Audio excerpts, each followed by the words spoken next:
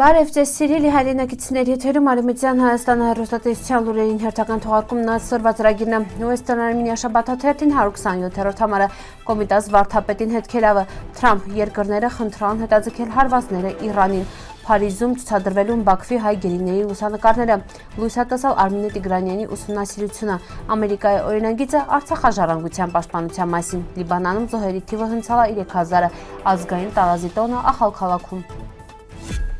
Western Armenia շաբաթաթերթին 127-րդ համարն այդուս եկավ վերին շապիկին Երան նկարված է Երևանը տարածքում պահպանված 1188 թվականի հայկական պատմական տոռնը, որպես հայկական մշակութային ժառանգության ու պատմական շարունակականության խորհրդանիշ։ Շաբաթաթերթին այս համարը հերթական դնում ընթերցողին ներկայացնում ազգային հիշողության պատմամշակութային արժեքների պահպանության ու հայկական ինքնության կարևորության մասին նյութերը։ Շապիկին պատկերված միջնադարյան հայկական տոռնը ոչ միայն ճարտարապետական բացառիկ արժեք ունի, այլև խորհրդանշում դարերի խորքից եկող հայկական ոգին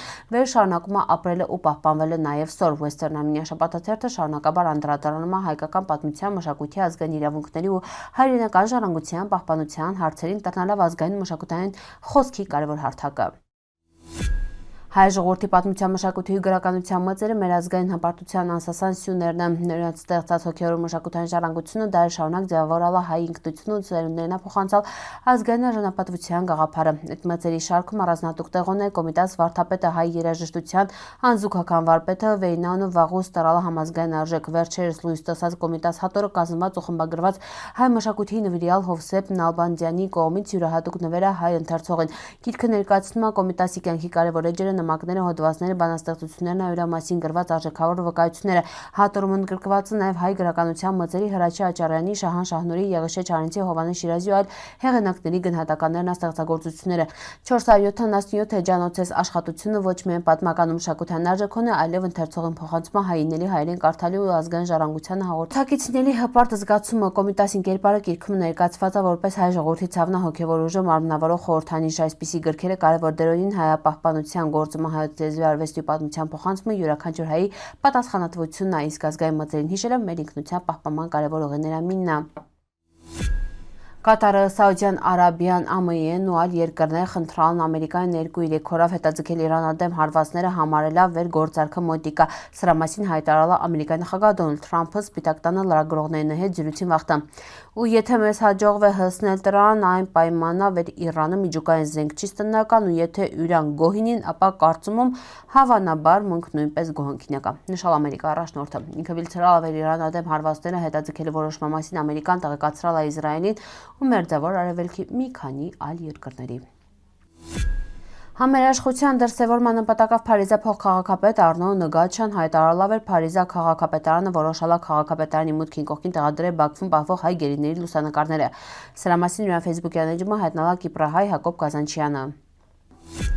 Արմինե Տիգրանյանի Արցախամշակութային ժառանգության ոչնչացման ու բռնայորացման Բաքվի քաղաքականությունը մենագրությունը ներկայացնում է 2020-ից 25 թվականների Արցախի հայկական մշակութային ժառանգության ոչնչացման ու յուրացման քաղաքականությունը, հունցը նաև իրան պաշտպանության միջազգային իրավական ու հումանիտար մեխանիզմները։